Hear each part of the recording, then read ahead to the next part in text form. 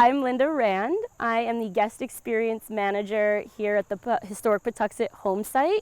We are currently standing amongst the corn here right in the center of the Historic Patuxet Homesite. We try to keep with the traditional Wampanoag or Indigenous planting cycle, which means following the moon cycle. Wampanoag people, we know, were and are able to tell the differences of the time of year based off of the moon cycles. So in the absence of months like April, May, they had different moons. One of the ones that was very important was the planting moon. So that would usually occur around the first full moon in May. Here, what we did was we had the horticulture team start all of the corn in our garden in the horticulture center, and we were able to have the corn start there around early May, and then we planted it into the ground as small seedlings around very early June, late May, as a way to ensure that all three of the vegetables had the chance to actually grow before being eaten by animals. So something that's really important for Native people and Native agriculturists is this concept of companion growing or symbiotic growth. So the idea being that the corn is the main staple, but beans and squash are also in there. Beans and squash also have a very significant role in most Native diets, especially the Wampanoag diet. And in order for all three of those to grow, they need each other. So in addition to the corn, you have beans and squash, but they're not all planted simultaneously. It's important to give the corn enough of a head start so that the beans can actually have something to climb up, since beans do usually grow really fast, especially in the really warm months of June. So you're going to put the corn in, allow it to grow about a foot or so high, and then put the beans and the squash in and ensure that the mounds stay mounded as a way to retain as much heat as possible. So the corn was the main lifeline for the people that were living here. We believe that the corn has been here for roughly 2,000 years. We believe Wampanoag people have been here for about 12,000, maybe 13,000 years. Their main means of survival, all of their diets were based off of corn. We believe that this corn originates from the South and Central America regions, having been domesticated in places like Oaxaca, Mexico. So for Native people all throughout those communities, corn is their central part of their diet and therefore their lifeline. The corn here, they would be growing it in mass amounts as a way to consume during the season, but then also preserve for the upcoming season as a means of survival in the winter time. So you're going to be growing this and utilizing it as much as possible as your way of sustaining your civilization and your life. The husks of the corn would traditionally be taken off with the harvest, and then as a means to prevent any waste of any living thing, whether it's plant or animal, you're going to utilize as much of the plant as possible. You can boil the stalks for also consuming, but you can take the husks of the corn once they're dried, soak those, and make corn husk dolls. Kids would be making those dolls as a way to just have fun and play around, but also as another way to tell different origins and different stories that would be passed along for the generations. This corn right now is actually in its green corn phase. So the green corn moon was often celebrated by numerous Native communities all over the place where you were finding corn. Other places it's called something different, but here they were celebrating the green corn, meaning that the corn was at the first time edible for the season. You could pluck it off of its stalk, peel it, and actually see that the inside was like a light green, almost milky substance on the inside. And it's the only time of the year when you can actually eat the corn raw and eat it off the cob like people do nowadays with modern sweet corn varieties. It's also the time that symbolizes the middle of your planting and growing season and the transition from summer to the beginning of fall and the harvest season. The corn is really symbolic of the time of year that it is, and a time to come together and be thankful for the green corn harvest, be thankful for whatever you have that did end up growing successfully. So you would be harvesting some of that green corn, but also consuming it in the moment, but then letting most of the crop actually fully ripen and mature, so you can have that really nice, harder, multicolored corn that will actually last another year or two in that stage. This corn comes in lots of different color variations. It's a completely different species of corn than what we buy in supermarkets now. The color, much like any other living thing, it all just depends on the genetics of the seeds. What we usually say on site is if the stalk is purple like this, you're going to get that really nice red multicolored corn. If it's more or less a green or light greenish yellow stalk, you're going to get a pretty light yellowish green corn kernel. But this multicolored corn is completely different in almost every way than what we think of as modern corn. It's not soft, and it's certainly not sweet corn.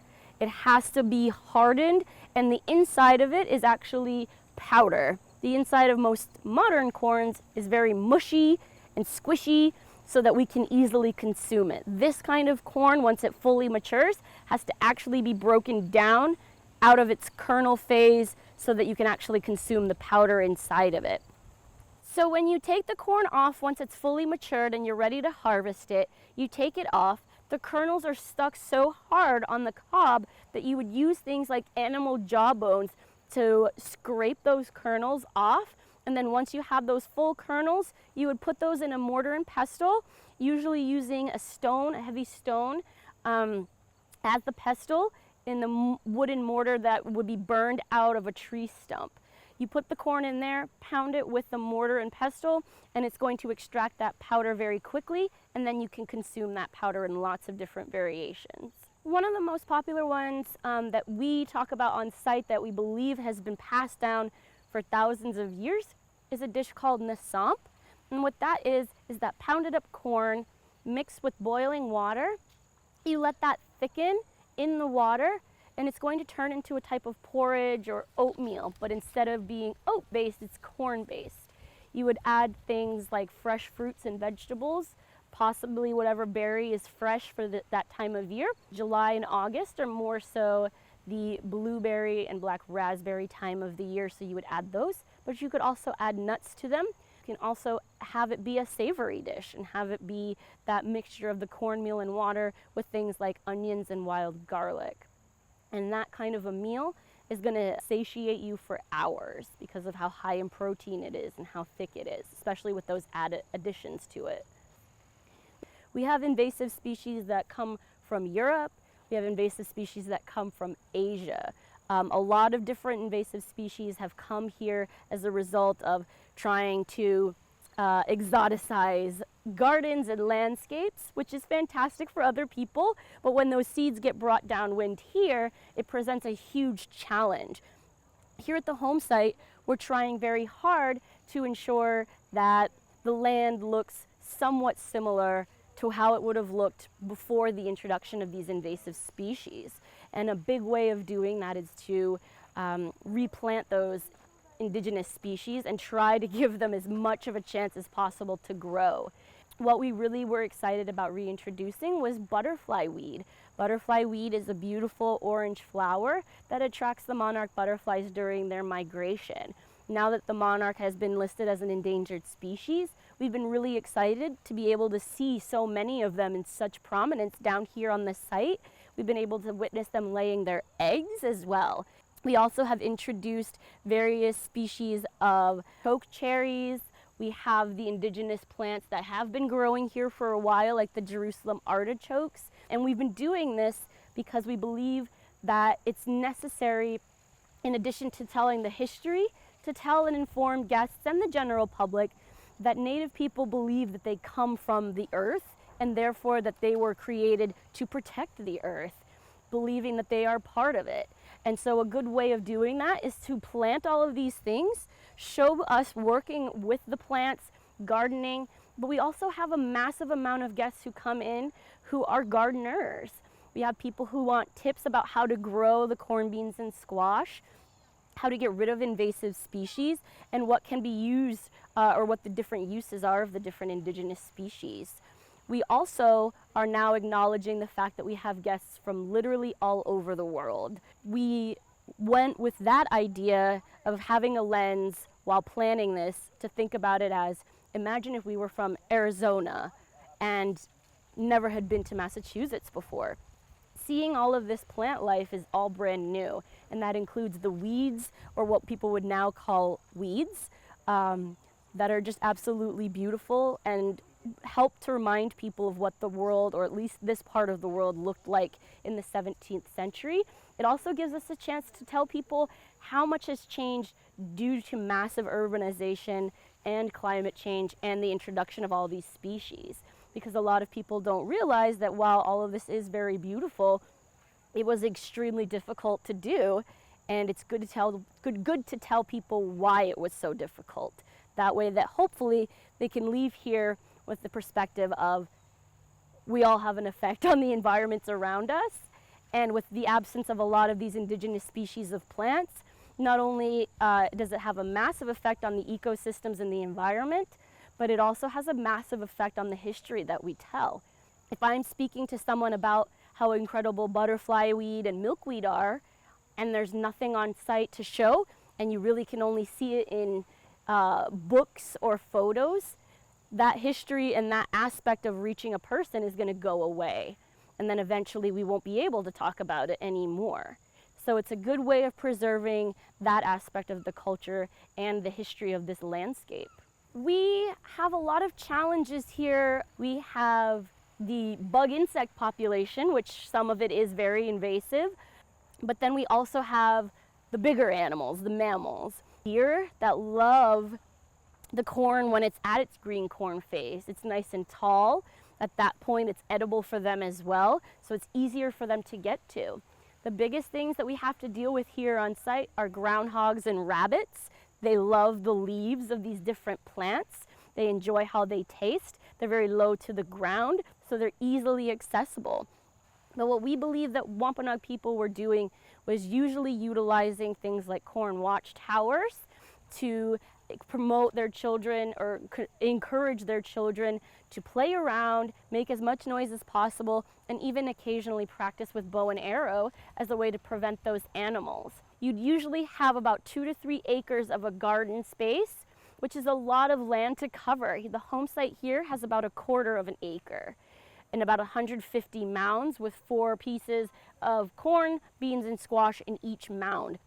So if you think about 2 acres worth of land and planting space, that's a lot of land to try to be covering.